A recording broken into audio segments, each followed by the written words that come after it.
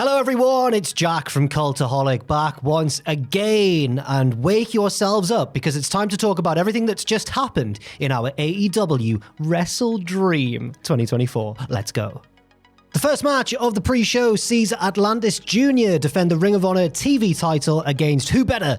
Brian Cage. They shake hands at the start of the match, observing the Code of Honor, and then Brian Cage takes control, hitting a big spinebuster and posing for the crowd. Cage stays in control for a while, even taking time to lounge across the top rope like a big meaty Eddie Guerrero. But Atlantis Jr. starts to fight back and hits a crossbody off the top, followed by a couple of nice dives to the outside. Cage catches Atlantis on the apron though with a big deadlift suplex all the way back in, but it only gets two. This kicks off a sequence where they trade big moves and near falls until Atlantis hits, I think, like a blue thunder bomb. Very impressive given the size difference between him and his opponent. Cage's discus lariat is countered by a super kick, and then Atlantis comes off the top with a big frog splash, but again it only gets two. Cage regains control of the match with a power bomb from the second rope and goes for the drill claw, but Atlantis counters it into a roll up near fall. The discus lariat now does connect from Cage, and he does hit the drill claw. 1, 2, 3, and we get a title change to start the show. Brian Cage is the new Ring of Honor TV champion. The crowd kind of seemed to be taken by surprise with a little bit of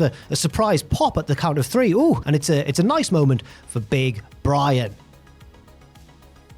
Before the start of the next match, we get a backstage interview with Mace and Mansoor, who reveal that the mystery man they've been teasing to be in their corner tonight is Rico. And oh my god, he's there. He's actually there. It's Rico. Huge pop from me at least, and people of a similar age to me, I suspect. The next match is Harley Cameron versus Anna Jay, with Anna taking control early on, hitting a cheeky hip check, as Excalibur calls it on commentary, but what she does is she hits Harley with her bottom, and Harley is annoyed. Harley misses a kick on the apron, and Anna locks in the Queen Slayer over the ropes, but Harley drops down to break the hold, only to get drop kicked to the floor where she lands quite hard. Anna takes control on the outside and stretches Harley's body around the ring post, but then ends up getting yanked into the ring post herself. Back in the ring, Cameron gets a couple of near falls with like a Russian leg sweep and a swinging neck breaker, but none of it can put Anna away. At one point, they exchange quick roll-up attempts before Harley hits Eat Defeat, doesn't quite get all of it though, and Anna kicks out. Later on, they end up in the corner, and Anna hits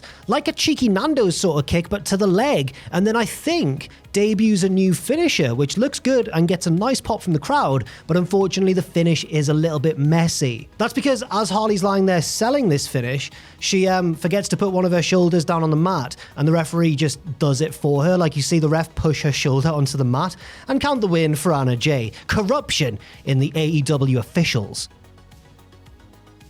The third match of the pre-show is the Acclaim taking on MXM Collection, with, of course, Rico and Billy Gunn at ringside. Said ringside a bit aggressively there. At ringside, Mansoor and Bowens start this one off, and Mansoor is more concerned with posing than wrestling, which allows Bowens to take control. Bowens hits the scissor taunt, and Mansoor takes a bump because of that, because he is really funny, and the faces are in control. Mace comes in, though, and uses his power, but also wastes time posing, and it allows the Acclaim to hit some nice double-team offense. Rico gets involved on the outside, but Billy sends him scurrying away around the ring, but this distraction does allow the heels to take control, and they hit the double pose. How can the babyfaces recover from this? A little bit later on, Rico lays in a cheap shot from the outside behind the referee's back, and this leaves Max Caster in trouble, but he manages to fight back and get the hot tag to Bowens, who runs wild. MXM Collection, though, hit a nice double team move around this point, like a big head kick into a powerbomb sort of combination. Bowens survives though and tags in Caster, but Mace intercepts the mic drop, and the heels land another big double team move, but it only gets two. MXM feel like they've got the match won now and mock the scissor pose, making an X instead with their fingers, and then they try to steal Scissor Me Timbers, but the Acclaim turn the tables and launch one heel into the other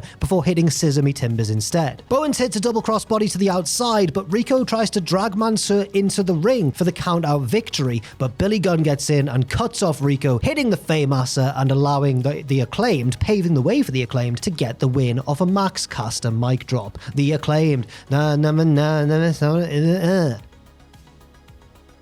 Next up, Tony Khan brings out Antonio Inoki's grandchildren. He and Schiavone lead the crowd in doing Inoki's famous chant. And it kind of gets a bit awkward when the production team think that the test run of the chant is the actual chant and then try to end the segment early by playing music. But the two Tonys power through, and I'm not going to ridicule the awkwardness too much because, you know, it's a nice gesture really. Next up, a bonus match that wasn't announced until the pre-show had already started. Thanks AEW, that didn't cause any panic here in the office or anything. It's 8-man tag team action as the Premier Athletes team with the Dark Order to take on Orange Cassidy, Kyle O'Reilly, and the Outrunners. Yes, huge reaction for the Outrunners. I wish they were on the main show. Tony Nese delays the opening exchange of the match to have a pose down with Truth Magnum, who takes the bait and gets cheap-shotted by Nese. O'Reilly and Cassidy take down Alex Reynolds and John Silver with some nice double-team synergy, and then all the babyfaces take turns doing 10 punches in the corner, except for Orange Cassidy, who only does 1 punch, of course he does. Evil Uno gets involved from the outside, and Orange Cassidy has to fight him off, but he can't fight off Josh Woods, who drops him with a right hand, and then the heels all stomp him down with the referee distracted. Orange is face in peril for a while, but after getting fired up by the sheer passion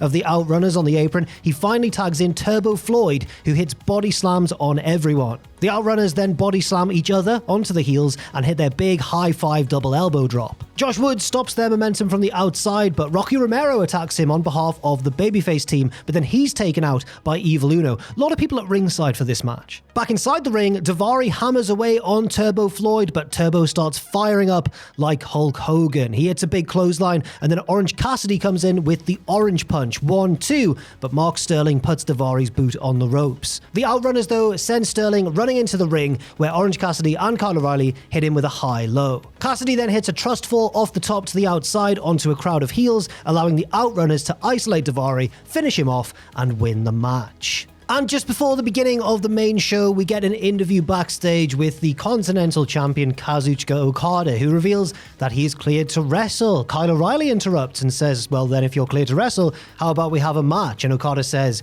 let me think about it. Hell no, bitch. The two brawl and security split them up, with Christopher Daniels coming along and saying, hey, we can't have this on such a big night. Both of you, get out of here. And they are taken away from the arena.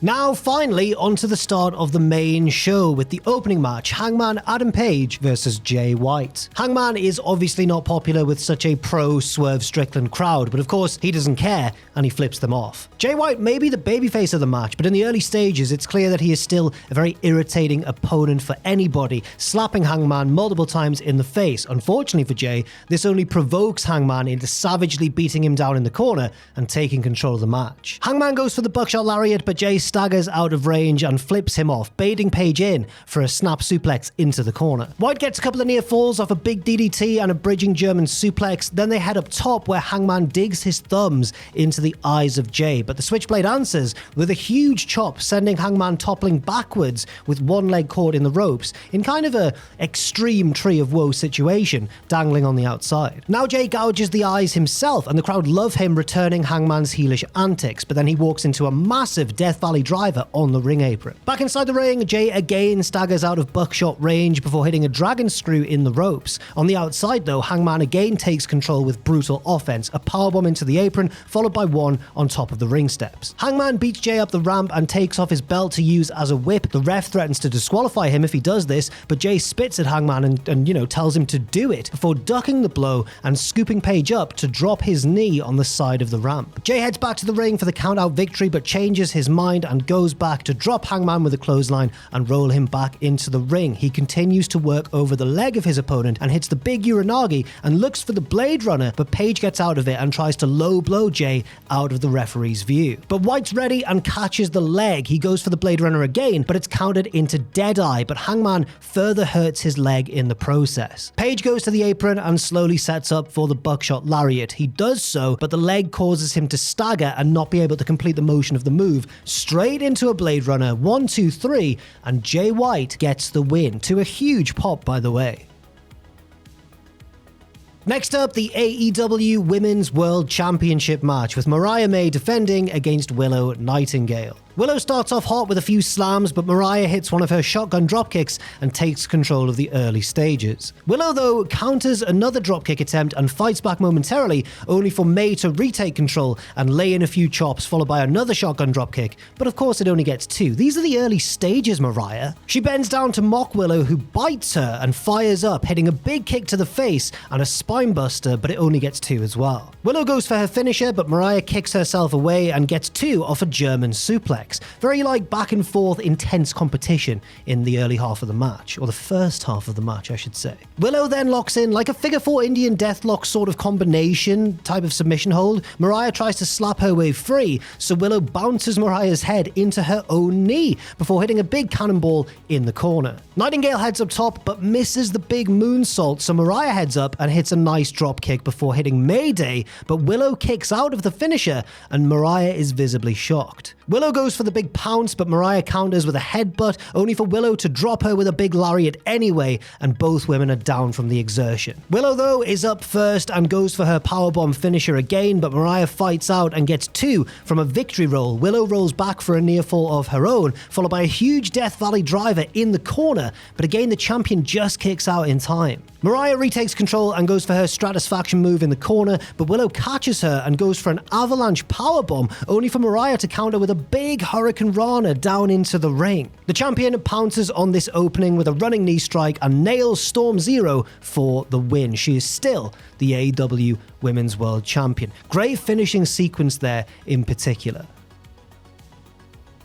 TNT title action up next with Jack Perry defending against Katsuyori Shibata. Grappling to start and Perry bails to the outside for a breather. They continue to actually wrestle in the ring. Ooh, real wrestling, ooh. And then Perry has to grab a rope break and heads back to the outside where he gets a water bottle and splishy splash. He splashes Shibata with it, who isn't amused, and chases him around the ring. But Perry falls on Shibata as they head back inside, and this allows him to take control of the match. He hits some kicks to the spine, which Shibata no-sells and asks for more. Perry instead suckers him in for a big elbow strike and beats Shibata down in the corner to heat from the crowd. Perry tries some chops, which don't have much of an effect, so he gouges the eyes instead. They then have a strike exchange, which is a very bad idea for Jack, who gets lit up with chops. We get a double down spot, but Shibata sits up all calm. Perry isn't happy about this and spits at him, but Shibata is unmoved and then no-sells a few kicks to the chest. A big running kick from Perry sends Shibata rolling backwards, where he gets up to his feet and goes for his running drop kick in the corner, but misses as Perry moves out of the way. They fight to the outside, where Shibata suplexes Perry into the apron, which looks like a really nasty impact, possibly on the back of his knees. Back inside the ring, Shibata presses the advantage, but Perry catches him in the snare trap. Shibata makes the ropes, but Perry immediately drags him under the bottom rope for a draping DDT on the floor. DDT on the floor.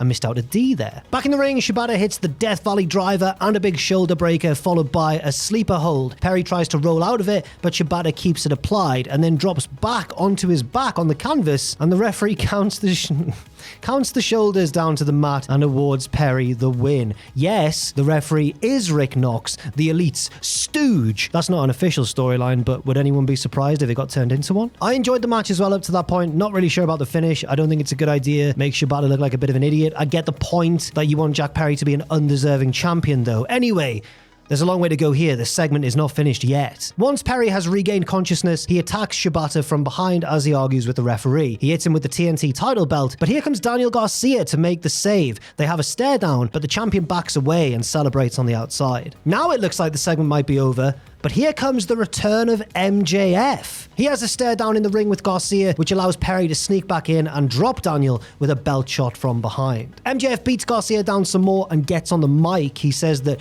beating Garcia without breaking a sweat was the last time he saw Danny. Then he left to make several movies and several millions. MJF says the bidding war over Daniel Garcia's contract was about as real as the Seattle Supersonics, which the crowd don't like. Any non-basketball fans out there, they were Seattle's NBA team, and then they moved to Oklahoma City, and Sonics fans are famously not happy about that, and you can understand. MJF says, oh, by the way, I found the Dynamite Diamond ring. I don't know how he did, but yes, there it is. He gets it out, possibly a replacement, and he prepares to nail Garcia with it. But you know it's all about the boom. Here's the returning Adam Cole, and MJF wants no part of him, running away into the crowd. Cole helps Garcia to his feet, and the crowd are delighted to see him back. As Adam Cole makes his departure, he says into the camera that MJF is a dead man.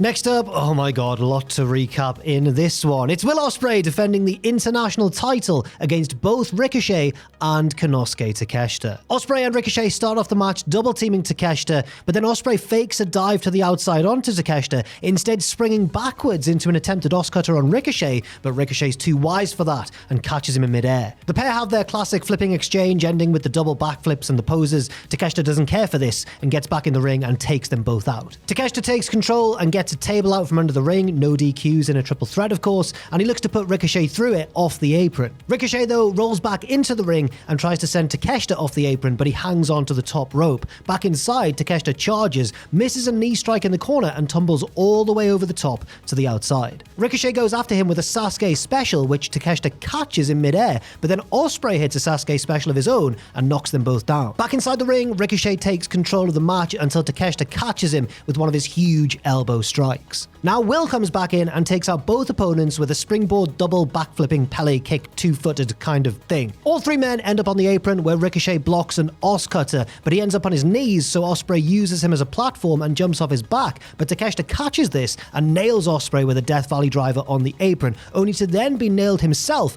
by a Meteora from Ricochet. Ricochet sets up Takeshita on the table and looks to dive onto him, but Ospreay follows him into the ring and intercepts his charge with a Spanish fly, but it only gets two. I'm getting blown up. Ospreay looks for the Stormbreaker, but Ricochet counters into a lovely Hurricane Rana, but again it only gets two, so Ospreay goes for the Hidden Blade, which is also reversed into like a standing backslide from Ricochet, almost like a mini powerbomb or Razor's Edge maybe. It looks really good, but it only gets two. Ricochet heads up top and misses a 450, but lands on his feet and rolls through, but Ospreay catches him with a Styles Clash, 1-2, and Takeshita's back in to break up the pinfall. Takeshita hits Ospreay with his suplex combination, but Ospreay fires up to his feet, only to get dropped with a big lariat. Ricochet tries to attack Takeshita, but Takeshita catches him with a huge blue thunder bomb, but again it's only a near fall. Now Ospreay and Ricochet decide to strike up an alliance. They do a little high five and then pepper Takeshita with strikes, but to their horror, Takeshita fires up back to his feet and easily drops them both with some big shots. After a fast exchange between Ospreay and Takeshita, the champion connects with the Oscutter, but then Ricochet immediately springs back into the picture with a 450 on the champion for a very near fall. Ricochet ends up on Takeshita's shoulders where Ospreay goes for a Doomsday device from the top,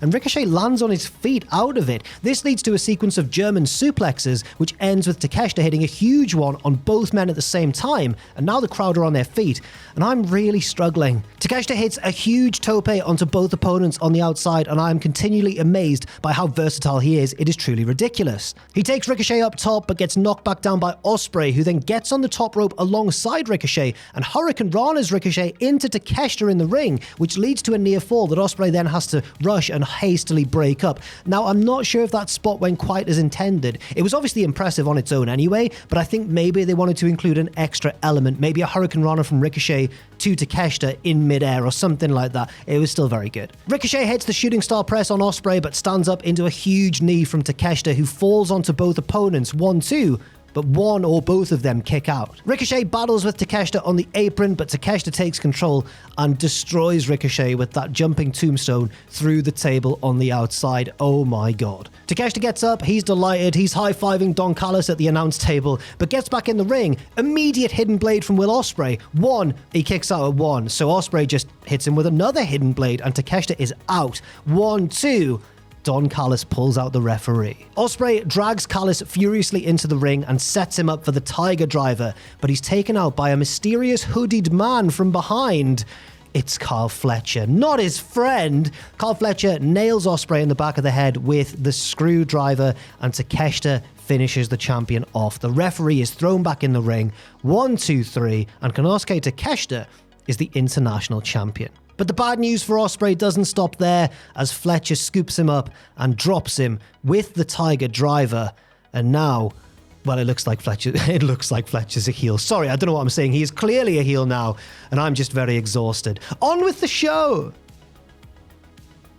Backstage, Orange Cassidy ends up in a conversation with Jerry Lynn, who tells Cassidy that if he really tried, he could be the man in AEW. Hook stops by and agrees with Jerry, which is interesting. Next up, we get the return of Swerve Strickland, who is accompanied, of course, by Prince Nana and gets a huge reception from his hometown crowd. Swerve gets on the mic and says he's banged up pretty bad after that match with Hangman Page. It's like everything he said about Bryan Danielson's body is now happening to his own body. With that said, though, he is medically cleared, and the crowd are very happy to hear that. However, Swerve is interrupted by MVP and Shelton Benjamin. MVP gets on the mic and says Swerve needs to think very carefully about his future. He talks about their history, saying that he believed in Strickland back when nobody did, and gives Swerve credit for his success in AEW, but says now he's floundering and needs the right kind of guidance to be a true great and to get back to the top of the mountain. Swerve asks if MVP remembers the match they had back in Defy Wrestling. Nice shout out for the Northwestern States-based promotion Defy, and it gets a big pop from the crowd, of course. Swerve says that people like MVP and Shelton Benjamin inspired him, crediting Shelton especially for being an inspiration to black wrestlers everywhere. Swerve admits that MVP is right about some things. He lost his title, he lost his childhood home, and this all happened under Prince Nana's watch. But on the other hand, he wouldn't have had all those things in the first place if it wasn't for Nana, and Nana looks relieved to hear this. But on the other hand, Swerve turns back to MVP and says, hey, me and you go way back, and the potential we have together is huge. Nana is worried again. Swerve criticizes his manager's character, says sometimes he finds him annoying, sometimes he still sells weed to high school kids in the parking lot of hotels. But more than all of that, and he pauses for dramatic effect, Prince Nana is family. Swerve gets in MVP's face and says he doesn't turn his back on family, so MVP can shove his offer up his ass. Sheldon gets in Swerve's face and says, maybe you've got this wrong. We weren't offering anything. We were telling you you need us, so you're either with us or against us. Swerve doesn't like this. He and Shelton get into a scuffle, but Christopher Daniels and officials run out to separate them. MVP tries to calm Shelton down and takes him up the ramp, and the crowd chant for Swerve. Interesting developments. No debuts yet, but I know who everyone thought was going to appear in this segment. Next up, it is the 2 out of 3 falls match between Hologram and the Beast Mortos. Good lucha things to start with an exchange of increasingly impressive arm drags. Hologram backflips off Mortus' shoulders and nails a super kick before flying to the outside with quite a scary head-first dive, but Mortos is there to catch him and take the move. Back inside, Mortos hits a huge pop-up Samoan drop, but only gets 2. Hologram hits a Tejeras off the top and dives into a crucifix bomb, and that's enough for the first fall. At the start of the second fall, Mortos hits a huge shoulder block to send Hologram out of the ring, followed by a spinning dive to the outside. What a freak athlete Mortos is. He follows this up with a big press slam onto the ramp, and Hologram is hurt. Back inside, Mortos suplexes Hologram into the corner, hits a running tackle to the midsection, and goes for a second one, but Hologram moves and nails a moonsault to the outside, where he may have hurt his leg, but he's good to carry on the match. Back in the ring, they almost mess up a Poison Rana, or it looks like they're going to mess it up, maybe deliberately. Hologram manages to get it anyway, and it looks really good. Mortos regains control and chains a couple of big moves together, ending with a big discus lariat, and this evens things up at 1 fall apiece. Mortos hits another discus clothesline straight away to begin the final fall, fair enough, but this time Hologram is able to kick out. They head up top where Mortos wants an avalanche something scary off his shoulders, but Hologram reverses it into another Tejeras. Hologram gets back up on the shoulders of Mortos on the apron to hit another Poison Rana, followed by heading up top and hitting a huge tightrope senton to the outside. Back in the ring, Hologram hits a double stomp from the top and then goes back up again for a 450 attempt, but he only gets knees. Mortos charges at Hologram, but Hologram counters into a Spanish fly, but then Mortos gets back up and nails a desperation lariat, and both men are down. They both obviously head back up top again, where Mortos hits a top rope press slam, but it only gets 2. Mortos goes back to the same combination that ended the second fall, but this time Hologram is able to kick out. Again, they go back up top where Mortos takes a big Hurricane Rana, followed by a tightrope dive into a crucifix bomb. That is also only a near fall. Can you believe it, guys? Hologram hoists Mortos up on his shoulders and hits the much bigger man with a portal bomb for the win. This was a longer match than I thought it was going to be, and they both really left it all in the ring and outside of the ring and off the top rope and everywhere. The announce team make a big deal of Hologram's undefeated streak so far, which stands at 15-0.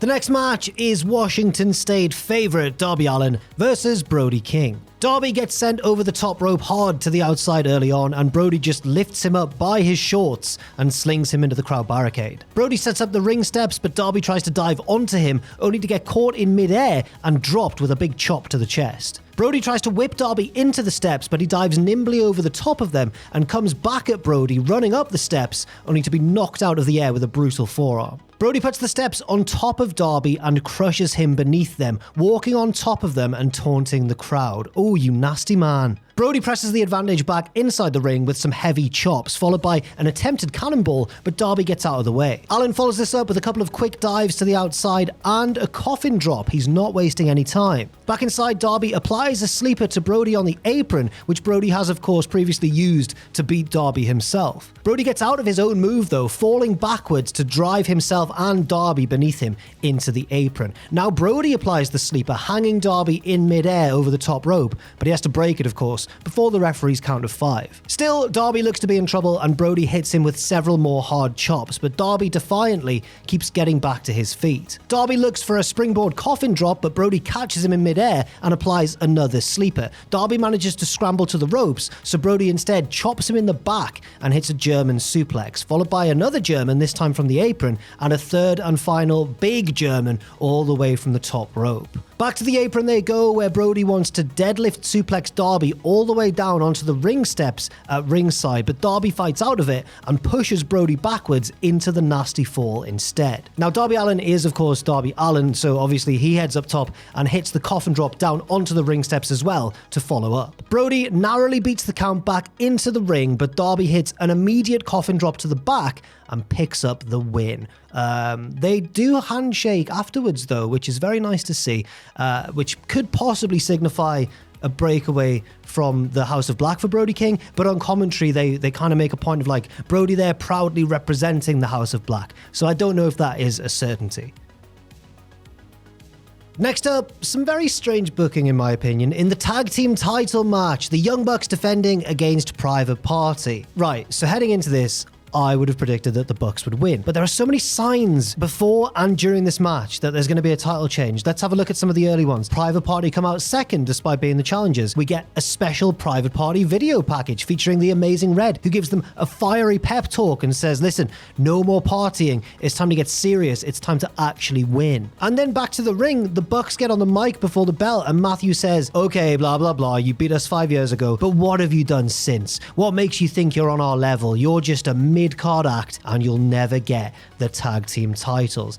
Now that to me all seems like signs that Private Party are gonna win. So let's see if they do. Private Party interrupt the Bucks promo and slap them in the face, so the champions bail to the outside and threaten to walk out of the match. So the challengers chase them down, but oh, it's just a trick, and they get hit with super kicks on the ramp. The match still hasn't officially begun as Cassidy turns the tide on the ramp, and then Mark Quinn swantons off the entrance tunnel onto everybody below. Back in the ring, Cassidy goes for an immediate pinfall as the match begins, but Nicholas Jackson kicks out. The Bucks fight back, but Quinn redirects a super kick from one Buck into the other on the outside, and then Cassidy flies to the outside with a spinning tornado onto both champions. The Bucks take control for a while as the announce team talk about there being some truth to the heels' words about Private Party's lack of success. Surely that means there's going to be a title change, right? Cassidy fights back with a double drop kick to both champions and hits a dive to the outside as commentary now talk about Cassidy wearing the same shoes that he wore 5 years ago when they beat the Bucks in the early days of AEW. Surely there's going to be a title change, right? It's worth mentioning at this point that we also see Top Flight and Layla Gray watching the match from the crowd, and Stokely Hathaway, who Private Party rejected as a manager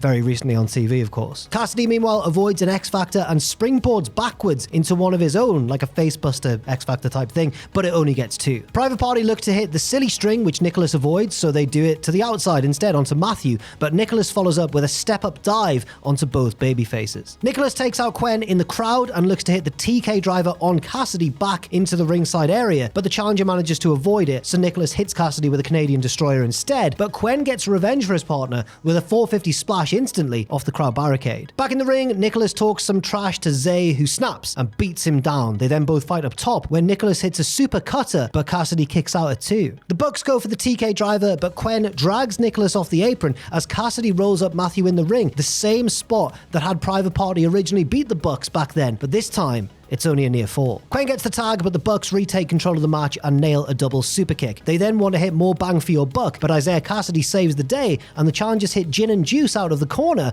and the crowd think it could be the finish, but it only gets 2. The challengers then hit some super kicks of their own, and then they hit more bang for your buck on the Bucks. Cassidy makes the cover, but Matthew Jackson breaks up the pinfall just in time. The Bucks then cause a miscommunication between the challengers, which leads to one hitting a poison rana on the other, which is quite a miscommunication, it must be said. The EVP trigger connects on Isaiah Cassidy, but he kicks out of it, and the crowd pop huge. The Bucks, though, are still in control. They hit a super kick into a German suplex kind of combo on Mark Quen, who lands nastily on the outside. Cassidy avoids a second EVP trigger in the ring, and the Bucks hit each other, but a subsequent roll-up only gets 2 for the challenger. He fires up and beats the Bucks down, but he's too hurt to keep it up. The Bucks hook him up for the TK driver and nail it. 1, 2, 3. Right then. We see Stokely in the crowd looking very smug, of course, because Private Party couldn't get it done after they rejected his help. Private Party commiserate with each other in the ring. And is there a possible breakup coming?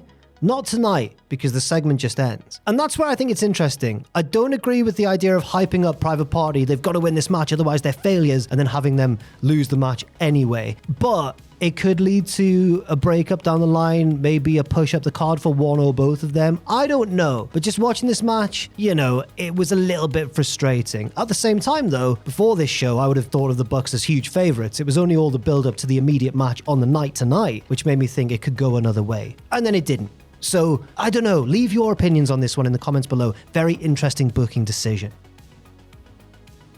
Next up is the Ring of Honor World title match with Mark Briscoe defending against Chris Jericho, who of course had some very disrespectful things to say about Mark and his brother Jay. Mark starts off hot, but Jericho hits a quick code breaker, only for Mark Briscoe to kick out at 1. A chair is involved, with Mark trying to use it for his dive to the outside, but it gets taken away, so he just dives without using it anyway, leaping from the apron onto Jericho and Big Bill at ringside. Jericho, though, distracts the ref while Big Bill attacks Mark on the outside of the ring. He sets up Briscoe to go through a table leaned against the crowd barricade, but Orange Cassidy's out to hit Bill with several orange punches and batter him to the back. Mark and Jericho end up on the apron and both crash to the outside, with Mark getting the worst of it. Jericho then does his ringside beatdown stuff, taking the ring camera from the camera operator and all that good heelishness. He stays on top back inside with a Hurricane Rana from the top, but now Mark starts to fire up with his knife-edged strikes and a Fisherman's Buster, but it only gets 2.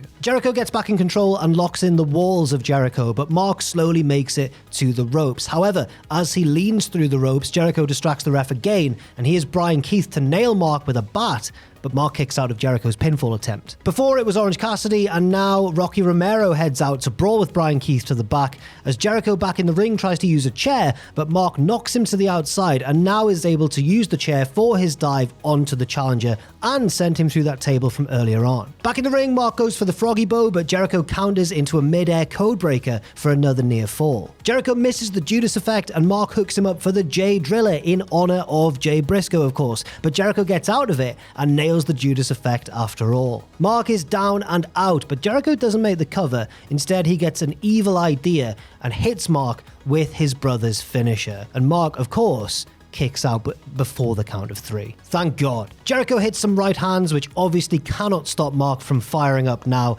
and we're into the closing stretch. Briscoe hits the Death Valley Driver and the Froggy Bow, and of course also doesn't make the cover, instead hitting the Jay Driller, nailing Jericho with it, and making the winning pinfall. Mark Briscoe is still the Ring of Honor World Champion.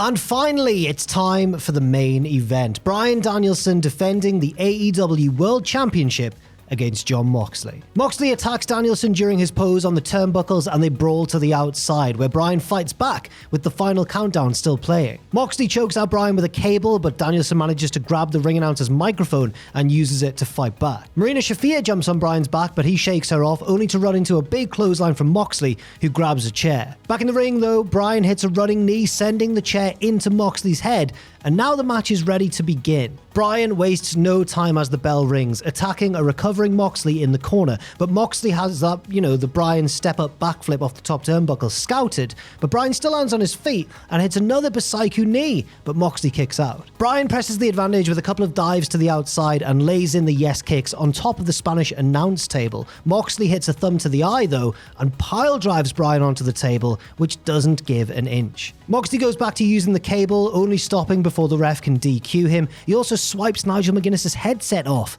Nigel looks really sad about that. Back in the ring, Moxley takes the ref away while Marina Shafir lays in some knees to the head of Bryan from the outside. Moxley lays in some Bryan-esque stomps to the head of the champion and then works over the neck and flips off the crowd and then takes the ref again, and Marina hits some more knees. This is the heel beatdown section. Moxley wrenches the fingers of Bryan and then directs Marina to pull up a big section of the padding on the outside of the ring. Moxley sets up for a piledriver on the exposed floor, but Bryan backdrops him out of it. They head up top where Moxley tears off some of the medical tape and bites Bryan, but Bryan manages to drop back down to the canvas and bites Moxley back. The challenger ends up in the Tree of Woe where Bryan hits a running dropkick and then a release German superplex from the top. He goes for the diving headbutt, but Moxley moves and hits the curb stomp, but Bryan kicks out at 2. Moxley locks in the bulldog choke, but Bryan gets out of it and returns the favor from earlier with a pile driver of his own, but he's too weak to make the cover. Both men slowly get to their feet and Bryan is wobbly,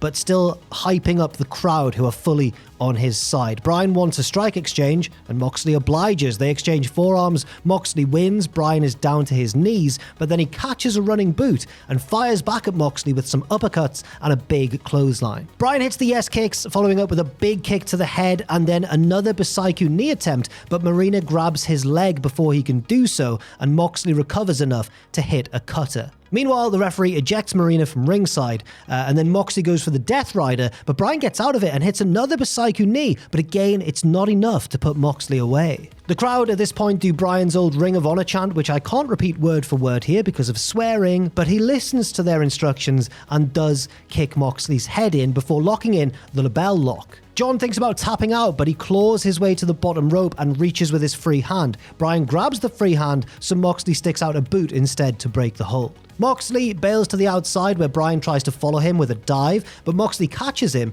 and hits the Death Rider on the exposed floor. He rolls the champion back inside and makes the cover, but Bryan kicks out. Moxley has had enough and hammers Bryan with some elbows to the head before locking in a sleeper hold. Bryan powers slowly up to his feet and climbs a corner of the ring with Moxley on his back, falling backwards into the ring to break the hold. He again goes for the label lock, but Moxley slips out of it and goes for a couple of his own submissions, but Bryan's too nimble and gets out and hits a back suplex. Moxley no-sells it and stands up into a Brisco knee. 1, 2, and again Moxley kicks out. Bryan looks for one last big knee, but Moxley counters with a lariat and a second lariat, but now Bryan kicks out. Moxley has had enough for real this time and calls for the end and hits the Death Rider, and Bryan kicks out at 1 and the crowd come alive. John has some trash talk for Bryan, saying, "Don't make me do it this way," and of course Bryan spits in his face and slaps him defiantly, only to get hooked up and dropped with a Gotch-style piledriver, followed by an instant transition into another sleeper hold. Bryan struggles and reaches for the ropes and gets to his feet, but he can't make it, and he fades and falls back with Moxley, and Bryan Danielson's unconscious. He's out, and the referee calls for the bell, and the crowd cannot believe it. This is, whether or not you agree with the booking decision, this is an all-time deflated crowd reaction. Up there with Taker versus Lesnar at WrestleMania 30, and up there with, I guess in AEW's history, MJF beating Punk in Chicago. The crowd are devastated, understandably, by the way. Marina Shafir comes back out, followed by Claudio Castagnoli and Pac. They interestingly don't celebrate with the belt, instead just putting it in a bag and depriving us of that image. They look to attack Bryan with the plastic bag again, but here come Wheeler Yuta and Darby Allin running out to make the save and chasing the heels out of the ring.